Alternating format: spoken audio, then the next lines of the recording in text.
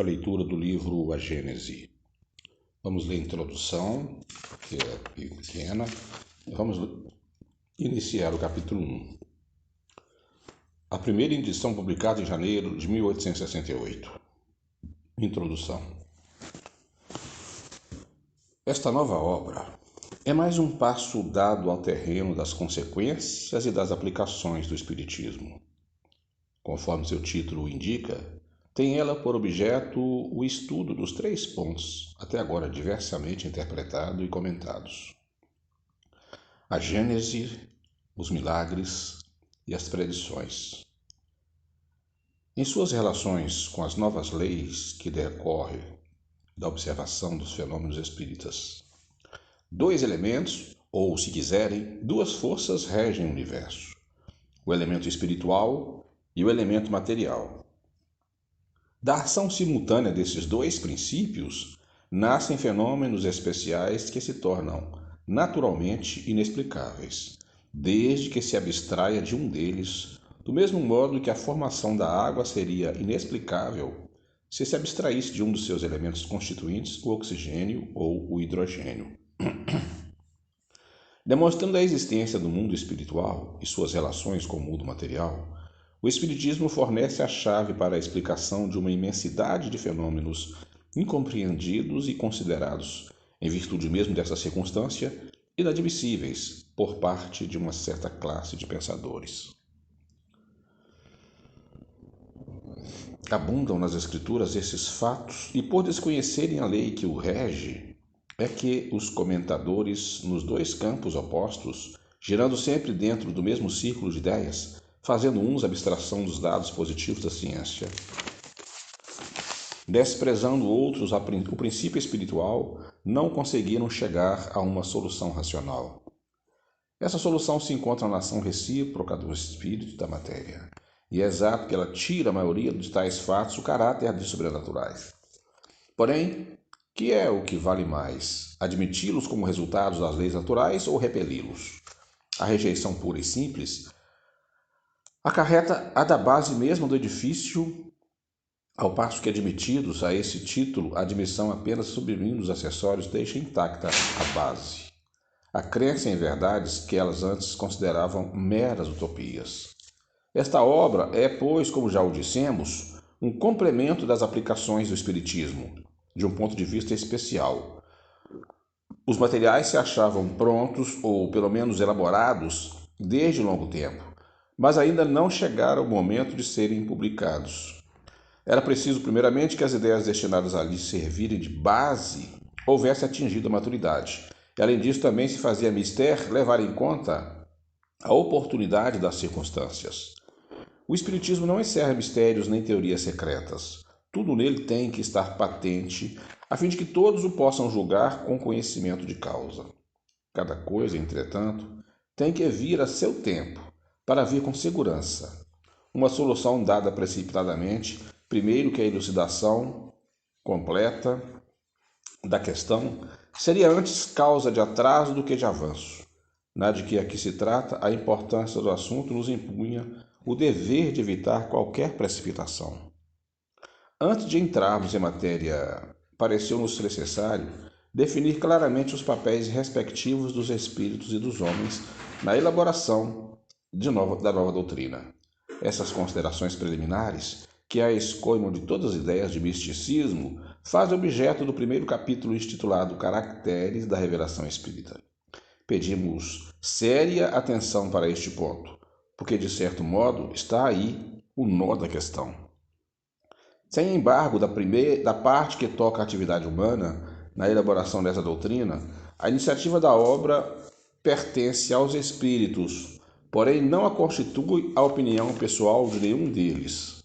Ela é, e não pode deixar de ser, a resultante do ensino coletivo, e concorde por eles dado. Somente sob tal condição se lhe pode chamar doutrina dos espíritos. De outra forma, não seria mais do que a doutrina de um espírito e apenas teria o valor de uma opinião pessoal. Generalidade e concordância no ensino, esse é o caráter essencial da doutrina, a condição mesma da sua existência, donde resulta que todo princípio que ainda não haja recebido a consagração do controle da generalidade não pode ser considerado parte integrante dessa mesma doutrina. Será uma simples opinião isolada, da qual não pode o Espiritismo assumir responsabilidade. Essa coletividade concordante da opinião dos espíritos, passado ao demais pelo critério da lógica e que constitui a força da doutrina espírita, lhe assegura a perpetuidade. Para que ela mudasse, fora mister que a universalidade dos espíritos mudasse de opinião e viesse um dia dizer o contrário do que dissera, pois que ela tem sua fonte de origem no ensino dos espíritos. Para que sucumbisse, seria necessário que os espíritos deixassem de existir. É também o que fará que prevaleça sobre todos os sistemas pessoais, cujas raízes não se encontram por toda parte, como com ela se dá. O Livro dos Espíritos só teve consolidado seu crédito por ser a expressão de um pensamento coletivo geral. Em abril de 1867, completou seu primeiro período decenal. Desse intervalo, os princípios fundamentais cujas bases ele assentara foram sucessivamente completados e desenvolvidos por virtude da progressividade do ensino dos espíritos. Nenhum, porém, recebeu desmentido da experiência. Todos, sem exceção, permaneceram de pé, mais vivazes do que nunca, enquanto que de todas as ideias contraditórias que alguns tentaram opor-lhe, nenhuma prevaleceu precisamente porque de todos os lados era ensinado o contrário. Este é o resultado característico que podemos proclamar sem vaidade, pois que jamais nos atribuímos o mérito de tal fato. Os mesmos escrúpulos havendo presidido a redação das nossas outras obras, podemos com toda a verdade dizê-las, segundo o Espiritismo, porque estávamos certos da conformidade delas com o ensino geral dos Espíritos.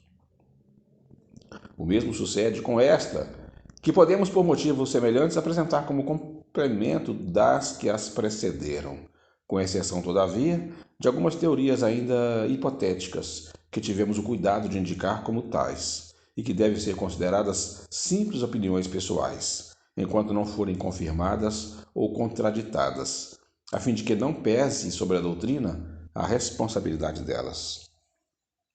Aliás, os leitores assíduos da Revista Espírita hão tido ensejo de notar, sem dúvida, em forma de esboços, a maioria das ideias desenvolvidas.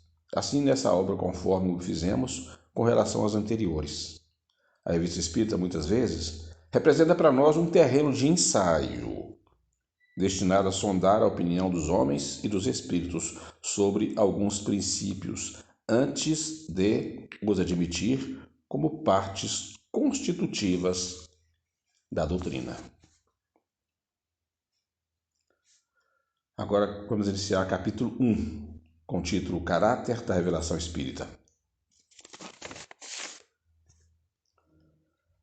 Pode o Espiritismo ser considerado uma revelação? Nesse caso, qual o seu caráter? Em que funda a sua autenticidade? A quem e de que maneira foi ela feita? É a doutrina espírita uma revelação no sentido teológico da palavra? Ou, por outra, é no seu todo o produto do ensino oculto vindo do alto? É absoluta ou suscetível de modificações? Trazendo aos homens a verdade integral, a revelação não teria por efeito impedi-los de fazer uso de suas faculdades, pois lhe pouparia o trabalho da investigação? Qual a autoridade do ensino dos espíritos se eles não são infalíveis e superiores à humanidade? Qual a utilidade da moral que pregam, se essa moral não é diversa da moral do Cristo, já conhecida? Quais as verdades novas que eles nos trazem? Precisará o homem de uma nova revelação? E não poderá achar em si mesmo, em sua consciência, tudo quanto é mister para se conduzir na vida? Tais as questões sobre que importa nos fixemos. Definamos primeiro o sentido da palavra revelação. Revelar do latim, revelare, cuja raiz velum, véu, significa literalmente sair de sob o véu. E figuradamente, descobrir, dar a conhecer uma coisa secreta ou desconhecida. Em sua acepção vulgar, mais genérica, essa palavra se emprega a respeito de qualquer coisa ignota que é divulgada, de qualquer ideia nova que nos põe ao corrente do que não saibamos. Deste ponto de vista, todas as ciências que nos fazem conhecer os mistérios da natureza são revelações, e pode dizer-se que há para a humanidade uma revelação incessante. A astronomia revelou o mundo astral que não conhecíamos. A geologia revelou a formação da Terra. A química revelou a lei das afinidades. A fisiologia, as funções do organismo. Copérnico, Galileu, Newton, Laplace, Lavoisier foram reveladores. A característica essencial de qualquer revelação tem que ser a verdade. Revelar um segredo é tornar conhecido um fato. Se é falso, já não é um fato e, por consequência, não existe revelação. Toda revelação desmentida por fatos deixa de o ser, se for atribuída a Deus. Não podendo Deus mentir nem se enganar, ela não pode emanar dele.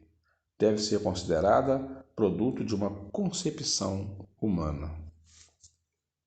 Qual o papel do professor diante dos seus discípulos, senão o de um revelador? O professor lhes ensina o que eles não sabem, e que não teriam tempo nem possibilidade de descobrir por si mesmos, porque a ciência é obra coletiva dos séculos, e de uma multidão de homens que trazem cada qual o seu contingente de observações aproveitáveis àqueles que vêm depois.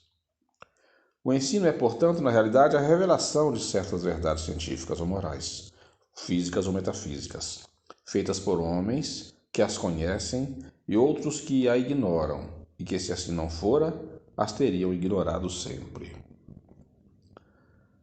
Mas o professor não ensina senão o que aprendeu. É um revelador de segunda ordem. O homem de gênio ensina o que descobriu por si mesmo. É o revelador primitivo. Traz a luz que pouco a pouco se vulgariza. Que seria da humanidade sem a revelação dos homens de gênio que aparecem de tempo em tempo? Mas quem são esses homens de gênio? E por que são homens de gênio? De onde eles vieram? O que é feito deles? Notemos que, na sua maioria, denotam ao nascer faculdades transcendentes e alguns conhecimentos inatos que com pouco trabalho desenvolvem. Pertencem realmente à humanidade, pois nascem, vivem e morrem como nós. Onde, porém, adquiriram esses conhecimentos que não puderam aprender durante a vida? Dir-se-á com os materialistas que o acaso lhe deu a matéria cerebral em maior quantidade e de melhor qualidade. Nesse caso, não teria mais mérito que um legume maior e mais saboroso do que outro. Dir-se-á, como certos espiritualistas, que Deus lhes deu uma alma mais favorecida, que a do comum dos homens. Suposição igualmente ilógica, pois que taxaria Deus de parcial. A única solução racional do problema está na pré-existência da alma e na pluralidade das vidas. O homem de gênio é um espírito que tem vivido mais tempo, que por conseguinte adquiriu e progrediu mais do que aqueles que estão menos adiantados. Encarnando, traz o que sabe, e como sabe muito mais do que os outros e não precisa aprender, é chamado homem de gênio. Mas seu saber é fruto de um trabalho anterior e não resultado de um privilégio. Antes de renascer, era ele, pois, espírito adiantado. Reencarna para fazer que os outros aproveitem do que já sabe. ou para adquirir mais do que possui. Os homens progridem incontestavelmente por si mesmos e pelo esforço de sua inteligência, mas entregue às próprias forças, só muito lentamente progrediriam se não fossem auxiliados por outros mais adiantados, como o estudante o é pelos professores. Todos os povos tiveram homens de gênio, surgidos em diversas épocas, para dar-lhes impulso e tirá-los da inércia.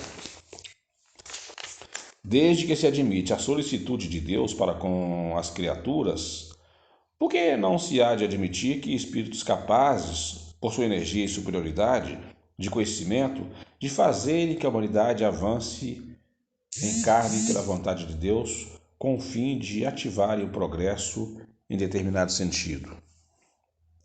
Por que não admitir que eles recebam missões como um embaixador a recebe de seu soberano? Tal o papel dos grandes gênios. Que vêm eles fazer, senão ensinar aos homens verdades que estes ignoram, e ainda ignorariam durante largo período, a fim de lhes dar um ponto de apoio mediante o qual possam elevar-se mais rapidamente. Estes gênios, que aparecem através dos séculos como estrelas brilhantes, deixando longo traço luminoso sobre a humanidade, são missionários, ou se quiserem, messias. O que de novo ensina aos homens, quer na ordem física, quer na ordem filosófica, são revelações. Se Deus suscita reveladores para as verdades científicas, pode, com mais forte razão, suscitá-los para as verdades morais, que constituem elementos essenciais do progresso. Tais são os filósofos cujas ideias atravessam os séculos. No sentido especial da fé religiosa, a revelação se diz mais particularmente das coisas espirituais que o homem não pode descobrir por meio da inteligência, nem com o auxílio dos sentidos e cujo conhecimento lhe dão Deus os seus mensageiros, quer por meio de palavra direta, quer pela inspiração. Nesse caso, a revelação é sempre feita a homens predispostos, designados sob o nome de profetas ou messias, isto é, enviados ou missionários, incumbidos de transmiti-la aos homens. Considerada debaixo desse ponto de vista, a revelação implica passividade absoluta e é aceita sem verificação, sem exame, sem discussão. Todas as religiões tiveram seus reveladores, e estes, embora longe estivessem de conhecer toda a verdade, tinham uma razão de ser providencial, porque eram apropriados ao tempo e ao meio em que viviam, ao caráter particular dos povos a quem falavam e os quais eram relativamente superiores. Apesar dos erros das suas doutrinas, não deixaram de agitar os espíritos e por isso mesmo de semear o germe do progresso, que mais tarde haviam se desenvolver ou se desenvolverão à luz brilhante do cristianismo. É, pois, injusto se lhes lance anátema em nome da ortodoxia. Porque virá um dia em que todas essas crenças tão diversas na forma, mas que repousam realmente sobre o mesmo princípio fundamental, Deus e a imortalidade da alma, se fundirão numa grande e vasta unidade, logo que a razão triunfe dos preconceitos. E, infelizmente, as religiões hão sido sempre instrumentos de dominação. O papel do profeta ha atentado às ambições secundárias, e tem-se visto surgir uma multidão de pretensos reveladores ou messias, que, valendo-se do prestígio desse nome, exploram a credulidade em proveito do seu orgulho, de sua ganância ou da sua indolência, achando mais cômodo viver à custa dos iludidos. A religião cristã não pôde evitar esses parasitas. A tal propósito, chamamos particularmente a atenção para o capítulo 21 do Evangelho segundo o Espiritismo. Levantar-se-ão falsos cristos e falsos profetas. Haverá revelações diretas de Deus aos homens? É uma questão que não ousaríamos resolver, nem afirmativamente nem negativamente, de maneira absoluta. O fato não é radicalmente impossível, porém nada nos dá dele prova certa. O que não padece dúvida é que os espíritos mais próximos de Deus, pela perfeição, se imbuem do seu pensamento e podem transmiti-lo. Quanto aos reveladores encarnados, segundo a ordem hierárquica a que pertencem e o grau a que chegaram de saber, Esses podem tirar de seus próprios conhecimentos as instruções que ministram ou recebê-las de espíritos mais elevados, mesmo dos mensageiros diretos de Deus, os quais, falando em nome de Deus, têm sido às vezes tomados pelo próprio Deus.